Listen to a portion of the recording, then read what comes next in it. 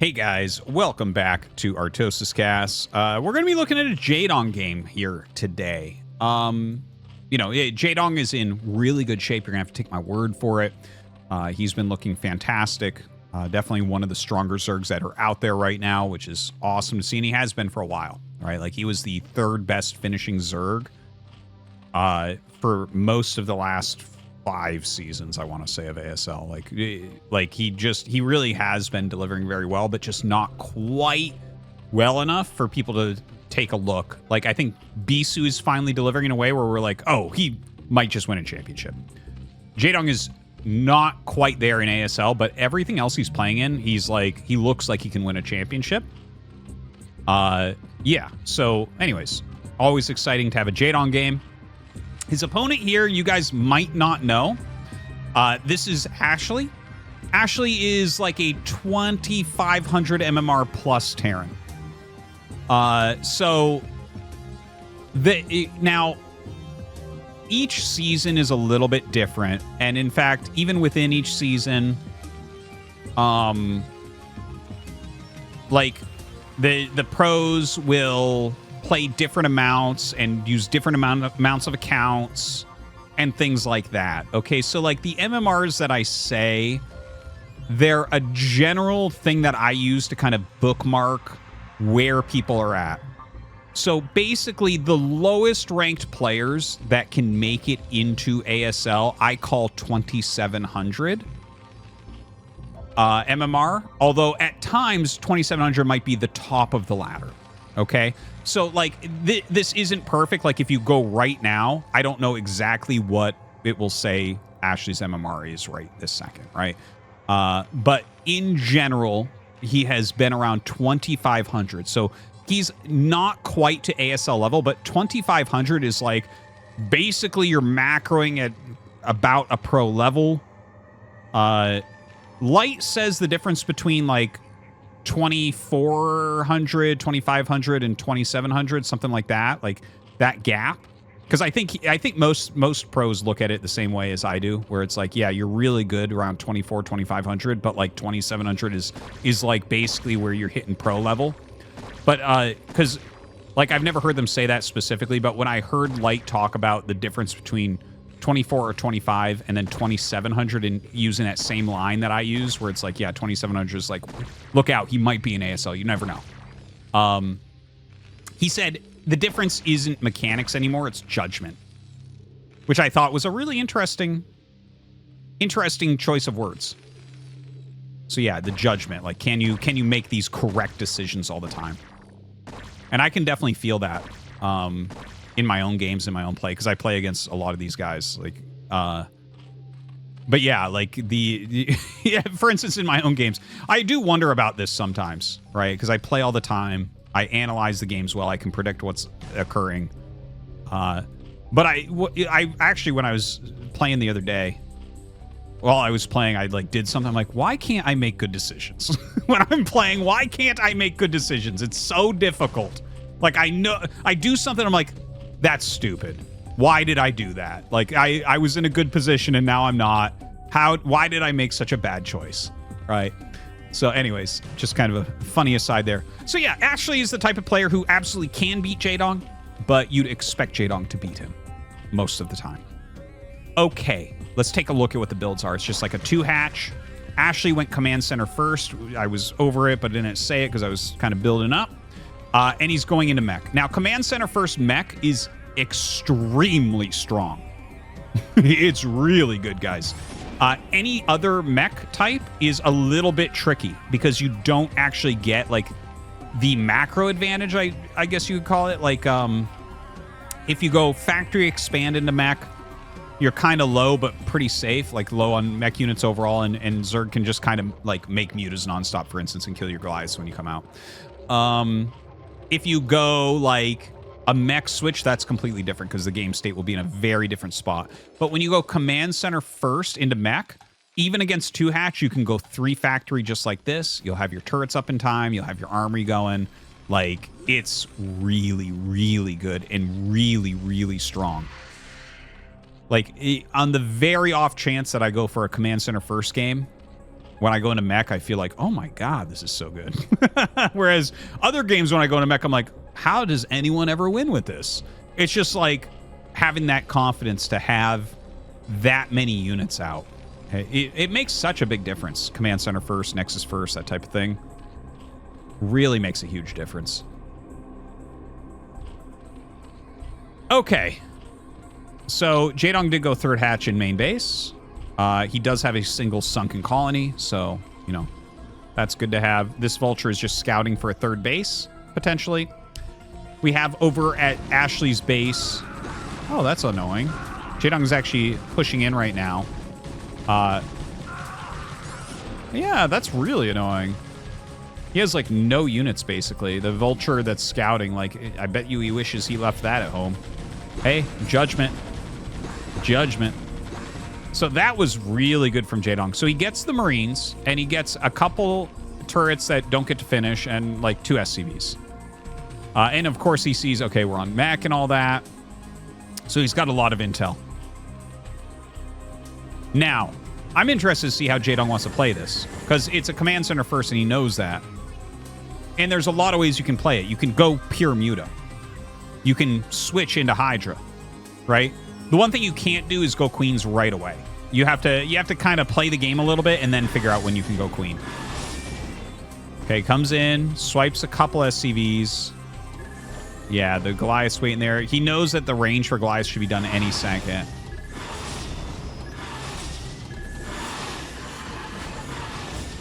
Wow, that eBay actually kind of messed him up. I think he was mistargeting a couple times there. So, decent defense from Ashley, who, by the way, 36 SCVs. So, even though he lost some there, he's done a good job keeping them going. It's pretty common to have things look like this in Zerg vs. Mech when you're going mass Goliaths. Like, Zerg will jump in because the Goliaths don't kill mutas super fast, but they're always dealing damage to them. So, it's like you're hurting them over time, and eventually you do hit a critical mass that kills them reasonably fast. But a lot of times you'll see the Zerg targeting down a lot of SCVs when Terran's going mech. And generally, I've found with mech, if you just keep making SCVs nonstop, that it's pretty darn good. Because otherwise, if you get low economy with mech, it just doesn't work. In fact, Fantasy said recently when someone was asking him how he decides, like, mech or not, like, he mentioned something about your economy has to be good to go mech against Zerg, like when he's doing mech switches. If you have a bad economy, you're just not able to really support mech, which makes sense. It kind of stands to reason, right? Like, if you lose a bunch of SCVs against Protoss, you never get going. Whereas Bio is like, you actually don't need that much economy with Bio. It's kind of, yeah, which fits, because that's more Zerg-esque, right? Cheaper units, lots of potential with micro, that type of thing. Okay. So Jaedong has continued the harassment. He's got Ashley down to 32 SCVs. You can see a lot of Goliaths coming out. They're going to have +1 done here pretty quick. It's 5 factory Goliath. Jaedong he's about to have 4 Sunkens. And don't forget, this is low ground, so some Goliaths, if they attack here, might not be actually hitting. Jaedong has taken an additional base. Ashley decides to attack. So he does walk down and start to engage. The mutas come back to fight. Drones being pulled. I think Jaedong has just enough maybe to hold. The drones fighting is never a good sign. Oh, maybe he does have enough Goliaths. See, this is what can happen if you go for command center first into mech. He just plowed through all of Jaedong's mutas and the 4 Sunkens. You just can't get these numbers with other openers.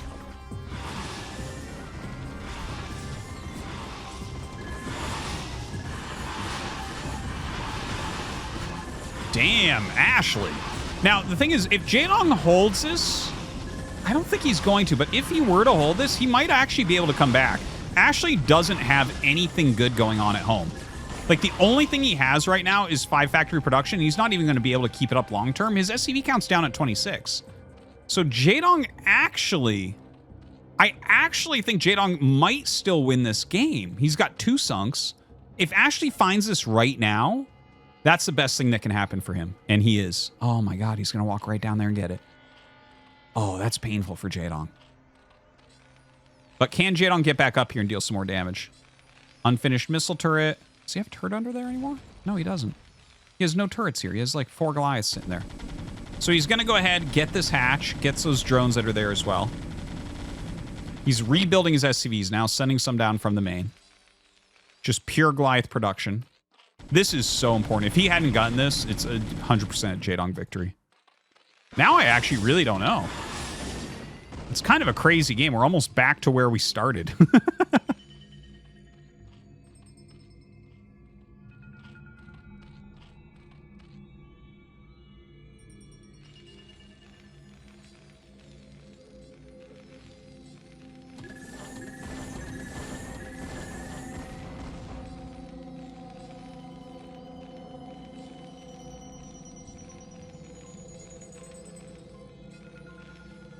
So the Goliaths are searching just in case there's another base. There is a drone that was hidden here that he didn't find. A lot of Hydras coming out now. Once you get up to a good, healthy amount of Hydras, the Goliaths are not going to do as well, and you do need to get into siege tanks. We see a siege tank is being made, so it seems like he's figuring it out, but don't forget, he doesn't have scan. It's like, he has to kind of judge based on, like, okay, is the Mutalisk count growing when it comes? Is he still harassing with the mutas? What is he doing? Is he just massing mutas? Is he switching up? Is there any chance that there might be lurkers? You know, sometimes in situations like these, the Zerg player will go for lurkers and do like a hold position lurker type thing because you just don't have like a vessel walking around with your army. So a lot of different variables could be going on here. This small group of Goliaths, this is super dangerous that he's still out on the map with these, by the way. Because no matter what Jaedong's making, it beats this. It doesn't even matter what he's making. It could be, he could be going Lings, he could be going Hydras, he could be going Mutas. But this group just no longer scales well. It seems like he's just patrolling the left side, which is a really interesting choice. I guess just making sure he doesn't get another gas is not a terrible idea. Now, Hydra's going to come in for an attack. He has a single tank so far here. Well, I guess a second one there, but siege mode is not quite done. The tank, unfortunately, gets in front of the Goliaths, which is not what you want. And now the Mute is going to jump on that siege tank as well. Kills off the tank. So he's killed 2 tanks here. What a wild game. And look, this is the perfect time to bring these back. Oh my god, he flanks Jaedong coming out. But picking off the 2 tanks is pretty clutch, because the tanks are what will really make you end up beating Hydra, but he's on like 5 factory. He's almost got 1-1. These Hydras, yeah, they have +1 attack with +2 on the way. Okay, so that's totally decent upgrades. Getting this base up. Like, if you have some Sunkens to fight with these, obviously the Goliaths won't do well, but you know that he's going tanks, so there's no real sense in going Sunkens now. I think Ashley just barely has enough here. Oh, maybe not. Jaedong is taking this fight and these units out of position. What a crazy game.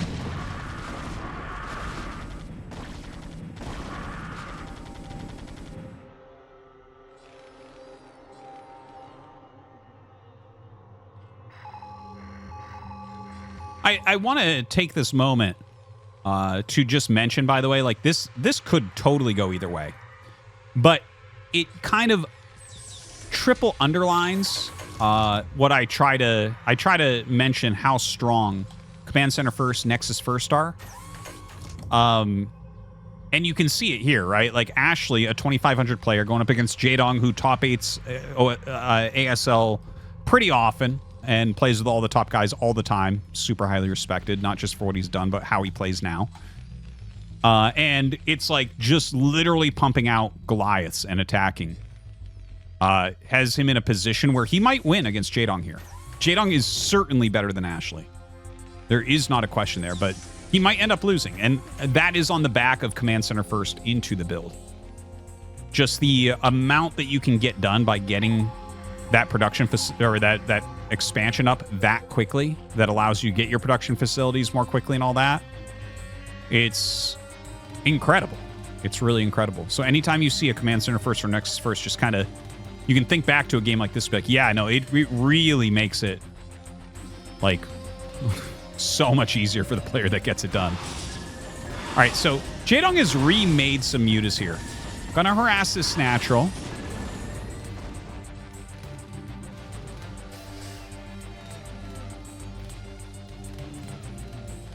Plenty of Goliath still. Like, he's on Goliath tank, basically. He is taking a mineral base, so we might want to see him get some vulture upgrades. I think if you take this base... Well, you can either double down on making missile turrets, or you can get into those vultures, I think. Because, like, you're gated by gas in these situations when you're trying to go, like, Goliath tank. But even so... if you stay just Goliath tank, like I've seen some games lately from Flash where he went Command Center first into mech and refused to make vultures. And we've seen that a little bit in the past. JYJ versus Sulky, can't remember the name of the map, but many seasons ago, like 6 seasons ago of ASL. The season that JYJ won, I think,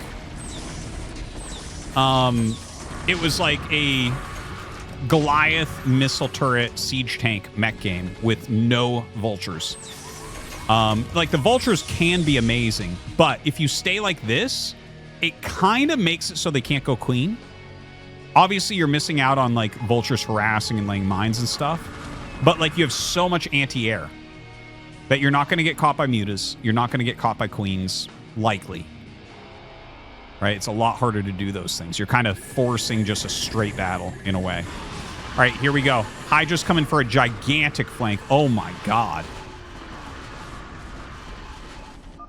GG.